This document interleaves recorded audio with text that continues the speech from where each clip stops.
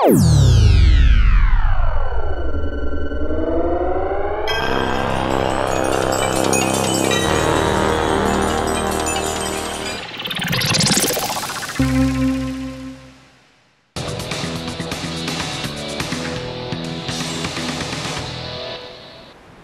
muito bom dia a todos. O Repórter ao Vivo desta quarta-feira vai falar sobre a procuração, um documento que possibilita que uma pessoa haja em nome de outra pessoa. Mas como escrever esta procuração? O que é preciso observar antes de preparar este documento? É para esclarecer melhor este assunto que nós convidamos hoje o advogado Átila de Almeida Ribeiro. Olá, muito bom dia. Bom, para começar, explica para a gente quem pode fazer uma procuração. Bom, a legislação ela não proíbe expressamente que qualquer pessoa passe uma procuração e receba uma procuração. A exigência que a legislação faz é que essa pessoa seja capaz. Portanto, implicitamente, a legislação deixa claro, mostra que uma pessoa a partir de 17 anos pode passar uma procuração e receber uma procuração.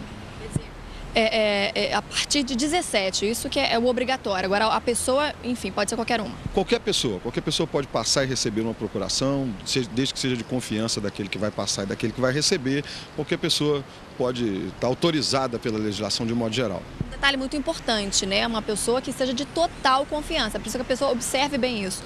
É importante que seja de confiança por uma razão importante também. Porque o não cumprimento da procuração, o descumprimento da procuração pode gerar alguma espécie de indenização, alguma espécie de dano causado por aquele que não cumpre, né, aquelas regras estabelecidas na própria procuração. Portanto, é interessante, muito embora a legislação não proíba isso, é interessante que seja uma pessoa do conhecimento, que sejam pessoas conhecidas, para que isso não implique depois em consequências mais graves. Como a procuração deve ser escrita? Ela deve ser feita à mão? Como? Outra coisa interessante é que a legislação também não proíbe que a procuração seja feita de qualquer maneira. Ela não tem uma forma solene, que é assim que é chamado pela lei. Não há exigência de uma forma solene, ela pode ser feita de qualquer maneira. Ela pode ser datilografada, ela pode ser manuscrita, ela pode ser impressa, de qualquer forma, não há problema nenhum. Desde que da procuração conste os poderes, tanto daquela pessoa que passa a procuração, quanto daquela pessoa que recebe. Isso é o que há de mais importante na procuração, que conste naquele documento os poderes específicos de quem passa a procuração e de quem recebe também. Para que isso aconteça, ela precisa ser levada ao cartório, é isso? Em geral, não há exigência de que uma procuração seja levada ao cartório se ela for particular.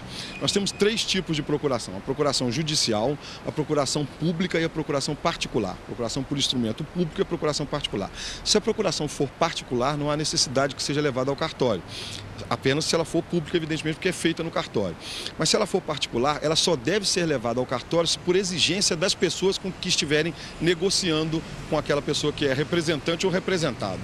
Eles levam ao cartório os documentos pessoais, é isso? Aí se dirigem ao cartório com seus documentos pessoais, com todos os documentos pessoais e, porventura, o documento pertinente àquela negociação, para que então o cartório tome conhecimento daqueles poderes específicos e aí então sim o cartório procede à autenticação, reconhecimentos, qualquer coisa nesse sentido. E quando uma procuração ela é necessária? A procuração vai ser sempre necessária quando a pessoa não puder praticar determinado ato, eventual ato que a pessoa não puder praticar e que por necessidade precisar delegar esse poder a um terceiro, aí a procuração vai ser necessária. Existem alguns casos onde a procuração não pode ser passada. E aí eu vou citar aqui alguns casos. Por exemplo, para concurso público não se pode fazer procuração. Para testamento não se pode fazer procuração. Para exercício de cargo político não se pode fazer procuração. Para o exercício do poder familiar não se pode fazer procuração. Então existem alguns casos onde a procuração é proibida, vamos dizer assim. Qualquer problema, a procuração ela pode ser cancelada?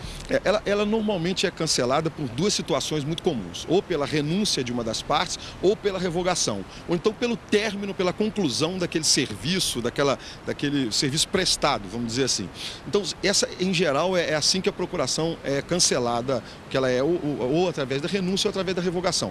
Mas caso aconteça alguma coisa anterior à realização do serviço, a pessoa pode cancelar essa procuração, pode fazer um documento de cancelamento, não há problema nenhum. Em geral, o cancelamento é feito assim, pela própria revogação ou pela renúncia. Importante as pessoas saberem que existem consequências para quem descumprir esse contrato. É importante ressaltar que a procuração ela é uma espécie de contrato. Então, se ela é uma espécie de contrato, as partes que estão realizando aquele contrato, ele tem obrigações, deveres e obrigações. Então, o descumprimento desse contrato vai resultar em consequências para ambas as partes. E essas consequências acabam terminando sempre em indenizações, em perdas e danos. Isso é que é importante. As partes, então, devem estar bem informadas, né? Bem informadas. Muito obrigada aqui pela presença hoje, por esses esclarecimentos. E essa edição do Repórter ao Vivo fica por aqui. Para você, um ótimo dia.